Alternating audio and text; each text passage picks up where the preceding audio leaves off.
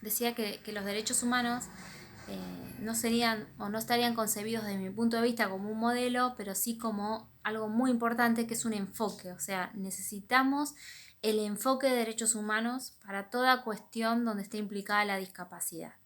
No es un modelo, así como no es el del modelo de derechos humanos superador del feminismo para abordar los temas de género. Son cosas diferentes, cuestiones diferentes, ¿sí? Los derechos humanos no son un paradigma en el sentido de un modelo ni nacen de la sociología, pero son un enfoque que creo que es imprescindible para el abordaje de cualquier cuestión que tenga que ver con la discapacidad. Y creo que ese es un lenguaje muy universal y que más allá de que estudiemos los modelos, y a mí me interesa muchísimo, y de que podamos seguir avanzando en la construcción de esos modelos, ¿sí? O la descripción de la realidad social en cuanto a estos modelos, me parece que hoy en día hablar de discapacidad es hablar de derechos humanos y en eso hay que poner mucho énfasis. Hay que poner mucho énfasis porque todavía falta capacitación, porque todavía falta formación en esta perspectiva o este enfoque de derechos humanos cuando nos encontramos en relación a cuestiones que tienen que ver con la discapacidad. En ese sentido, otra de las preguntas, ¿no?, es cómo podemos relacionar de manera directa los derechos con la idea de construcción de la discapacidad, ¿no? ¿Cómo se relaciona eso? Y bueno, por eso podemos seguir construyendo modelos y va a ser útil para la política pública, va a ser útil para el estudio, para la sistematización, para la deconstrucción, ¿sí? Eso, el modelo social viene a deconstruir al modelo médico y eso es un gran avance, pero los derechos humanos creo que es la herramienta fundamental. Yo pensaba, ¿no?, en estas reflexiones y este marco general que venimos a hablar de avances y que venimos a hablar de que bueno, todavía hay muchas asignaturas pendientes. Creo que estamos en un momento donde no puedo evitar hablar de la situación y el contexto global, ¿no? Y quería comentarles un caso que sucedió hace muy pocos días en España, de una mujer rosa con discapacidad intelectual que vivía en una residencia. Bueno, se le detecta el coronavirus y la llaman a la hermana en vez de actuar como, bueno, de mandarla en una ambulancia al hospital, la llaman a la hermana para que la retire.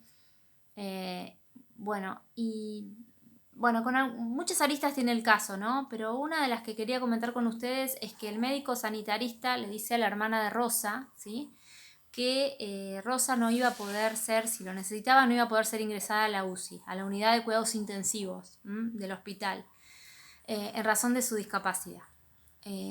Fíjense que esto plasma todavía cuánto necesitamos seguir trabajando en esta perspectiva de derechos humanos, en esta perspectiva de no discriminación. Hoy sería escandaloso que dijeran que no va a entrar a la UCI por su condición de mujer, o sería menos escandaloso, pero sería bastante escandaloso que dijeran que esa persona no entraría a la UCI por su condición o por su orientación sexual. Sin embargo, sucedió eso en España, año 2020, y bueno, obviamente el caso tomó un cariz a través de los medios de comunicación y el CERMI, que es el organismo que allá nuclea a todas las organizaciones o a la mayoría de organizaciones de personas con discapacidad. Pero bueno, creo que el caso de Rosa muestra que la discapacidad tiene una triple dimensión, ¿no?, en la que a mí me gusta enfatizar. La discapacidad es una condición, es la condición de esa persona. En este caso, en el caso de Rosa, su diversidad intelectual, ¿sí? Esa sería la primera dimensión de la discapacidad. La segunda dimensión de la discapacidad es la situación.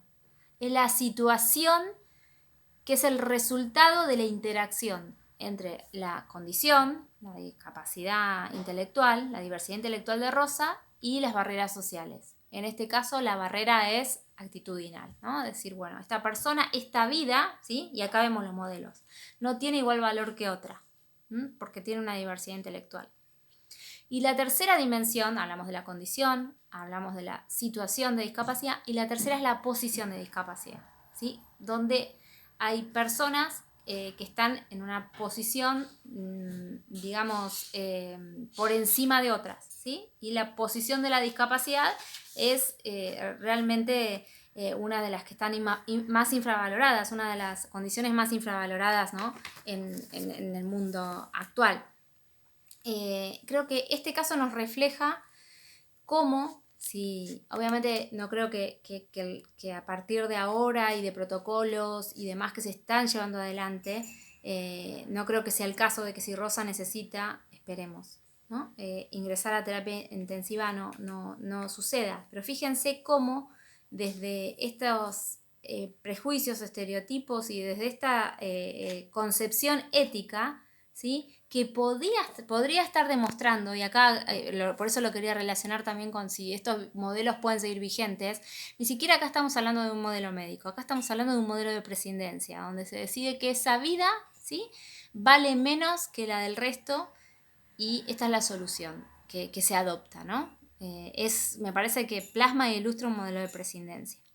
Por eso me parece que hay que seguir insistiendo, más allá de los modelos, en incorporar esta perspectiva de derechos humanos, de igualdad, de no discriminación, de dignidad humana en todas las personas, porque en todos los ámbitos se refleja esta concepción y esta necesaria deconstrucción, ¿sí?